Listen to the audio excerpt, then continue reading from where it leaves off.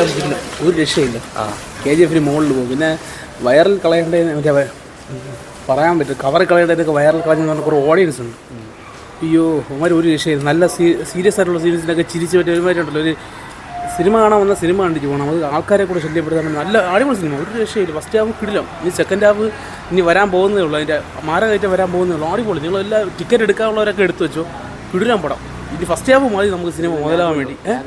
ഒന്നുമില്ല, ഓരോ സെക്കൻഡ് നമുക്ക് ഗൂസ് ബംസാണ്.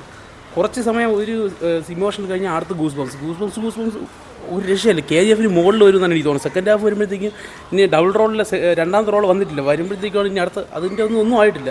ഇനി അങ്ങോട്ടും മാരകമായിട്ടായിരിക്കും നമ്മൾ ഈ പറഞ്ഞത്. പടം തുടങ്ങി ഈ നിമിഷം വരെ ഒരു രക്ഷയില്ലാത്ത പടം. KGF അച്ഛനായിട്ട് വരും ഇത്, അത്രയും രീതിയിൽ തന്നെ എടുത്തിട്ടുണ്ട്.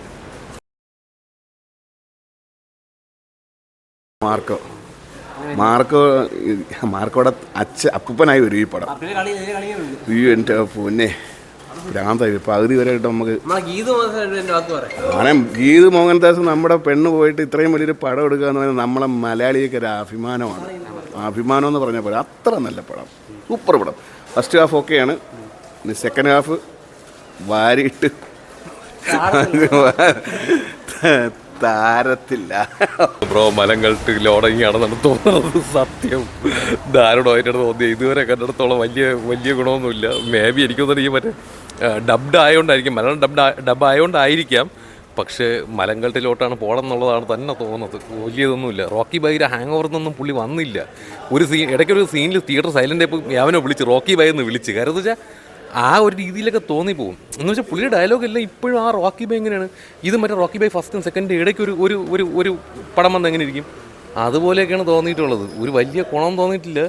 ഇനി അങ്ങോട്ട് എന്താണെന്ന് അറിഞ്ഞൂടെ. എന്തായിരുന്നാലും ഇതുവരെ കണ്ടിടത്തോളം ഒരു ബലങ്ങളുടെ ലോഡിങ് തന്നെ. KGF പ്രോ മാക്സ് വെർഷനാണ്. ഇതിൻ്റെ മലയാളമാണ് ഇപ്പോൾ നമ്മൾ കാണുന്നത്. പക്ഷേ മലയാളം അത്രയും സുഖമല്ല. ആ ഒരു മാസ് ഡയലോഗുകളെല്ലാം അത് തമിഴ് അല്ലെങ്കിൽ കറക്റ്റ് കന്നഡയിൽ കണ്ടാലേ അത് വർക്കാവുള്ളൂ. പക്ഷേ പടത്തിൻ്റെ ആ വിഷ്വൽ ട്രീറ്റ് ചെയ്യാൻ പടം എടുത്തേക്കുന്ന ഒരു ഹോളിവുഡ് റേഞ്ച് പടമാണ്. അതിൽ ഒരിക്കലും ഒരു കോംപ്രമൈസ് ഇല്ല. പക്ഷേ നമ്മൾ മലയാളത്തിൽ കാണുമ്പോൾ ആ മാസ് ഡയലോഗ്സ് ഇതില്ല. ഇതൊരു KGF ഒരു പ്രോ മാക്സ് വെർഷനാണ്. അതിൽ അമ്മയാണെങ്കിൽ ഇതിൽ ചേച്ചിയാണ്, വേറെ ഒന്നുമില്ല. പിന്നെ യാഷിന് കുറച്ച് ലേഡീസ് ഫാൻസ് ഉണ്ട് ഫസ്റ്റ് ഹാഫ് വെച്ച് കാണുന്നത്.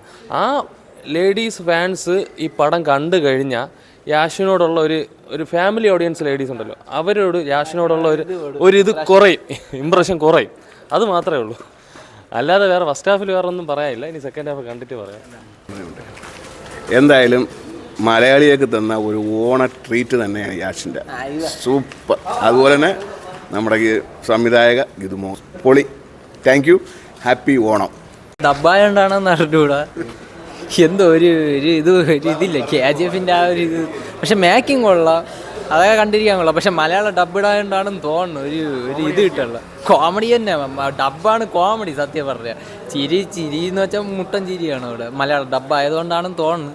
പിന്നെ ബാക്കി എടുത്തു പറയാൻ മേക്കിംഗ് കുഴപ്പമില്ല. ഇനിയിപ്പോൾ സെക്കൻഡ് ഹാഫ് കണ്ടാലേ ഇനി എന്തെന്നറിയാൻ പറ്റുള്ളൂ. ഇതുവരേക്കും യഷിൻ്റെ സ്ക്രീൻ പ്രസൻസ് കുഴപ്പമില്ല. സിനിമ മെയിൻ രാജീവ് രവിയാണ് സിനിമ പിടിച്ചു നിർത്തുന്നത്. രാജീവ് രവിയുടെ സിനിമാറ്റോഗ്രാഫി അത് മാറ്റി നിർത്തിയ ഒരു കാട്ടവരാതം. ഇത് യഷിന് പറ്റിയ ഏറ്റവും വലിയൊരു അബദ്ധമാണ് ഈ ഒരു സിനിമ ചൂസ് ചെയ്യാൻ. യാഷിൻ്റെ ഏറ്റവും വലിയൊരു അബദ്ധം മെയിൻ കാട്ടവരാതം. മെയിൻ ഇതിൽ ഡയറക്ഷൻ വന്നിട്ട് പറഞ്ഞിരിക്കുന്നത് ഒരു പുള്ളിക്കാരി ഫെമിനിസ്റ്റ് എന്ന് അവകാശപ്പെടുന്ന ഒരു ലേഡിയാണ് ഇതിൻ്റെ ഡയറക്ടർ. ഒരു 10 വർഷം മുമ്പ് ഒരു വിവാദം ഉണ്ടായി. ഫിലിം ഫെസ്റ്റിവലിൽ കസബയുടെ ഒരു വിവാദം ഉണ്ടായി. കസബ പാർവതി തിരുവത്ത് സ്റ്റേജിൽ വന്നപ്പോൾ ഈ പുള്ളിക്കാരി തന്നെയാണ് അതിൽ ഒരു സ്ത്രീ വിരുദ്ധ സീനുണ്ട് എടുത്ത് പറയണം എന്ന് പറഞ്ഞാൽ. അപ്പോൾ ഈ സിനിമയിൽ കാണിച്ചിരിക്കുന്ന മൊത്തം അതിൻ്റെ നേരെ വിപരീതമായിട്ടാണ്. പെണ്ണുങ്ങൾ സ്ത്രീ വിരുദ്ധത ഉണ്ട് സിനിമയിൽ. സ്ത്രീകൾക്കെതിരെയുള്ള അതിക്രമമുണ്ട്. ഒരു ആക്ഷൻ സീനുണ്ട്.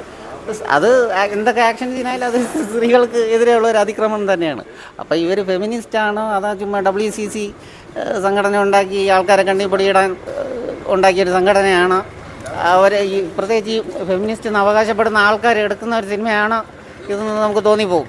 മെയിൻ യാഷിന് പറ്റിയ ഏറ്റവും വലിയൊരു അബദ്ധം എന്ന് പറയാം. ഫസ്റ്റ് ഹാഫ് കണ്ടിട്ട് അതാണ് തോന്നിയത്. ഒരു 1.25 മണിക്കൂർ ഇൻ്റർവെല്ലുണ്ട്. 1.25 മണിക്കൂറിൽ ഒരു പ്രാവശ്യം പോലും തിയേറ്ററിൽ കൈയടിക്കുന്നൊരു സാഹചര്യം ഉണ്ടായിട്ടില്ല. ഒരുപാട് ആക്ഷൻ സീൻസൊക്കെ ഉണ്ട്, പക്ഷേ ഒരു തരി കൂടെ ഹൈ മൊമെൻറ്റ്സ് തന്നിട്ടില്ല. മെയിൻ ഇതിലെ ഡയലോഗ്സ് വന്നിട്ട് നമ്മൾ സന്തോഷ് പണ്ഡിത്തിൻ്റെ ഡയലോഗ് ഉണ്ടല്ലോ, തീപ്പെട്ടി ഉരച്ച തീ കിട്ടും, തീ ഉരച്ച തീപ്പെട്ടി കിട്ടും, ആ സെറ്റപ്പാണ് ഡയലോഗ്. അത് ഡബ്ബിങ്ങിൻ്റെ പ്രശ്നം കൊണ്ടാണെന്ന് അറിയത്തില്ല. ഡബ്ബിങ് എന്ന് പറഞ്ഞാൽ ഡബ്ബിങ് ചെയ്തവനെ കുനിച്ച് നിർത്തി ഇടി കൊടുക്കണം. ഏവൻ ഡബ്ബ് ചെയ്തെന്ന് ഒരു പിടിയില്ല, പൂറ